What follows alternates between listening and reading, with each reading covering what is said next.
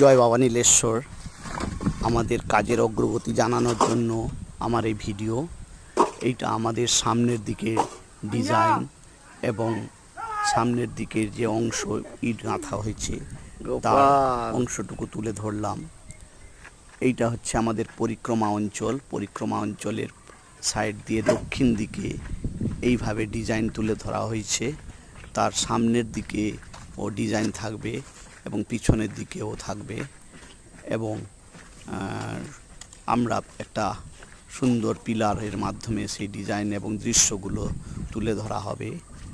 চার সাইডে পরিক্রমার অংশ আপনাদের সাহায্য সহযোগিতায় আমরা এগিয়ে চলেছি এবং এইভাবে আমরা কাজের অগ্রগতি ধরে রাখতে পারলে অবশ্যই শ্রী শ্রী নীলেশ্বরজি মন্দির কিছুদিনের মধ্যেই সুসম্পন্ন হবে।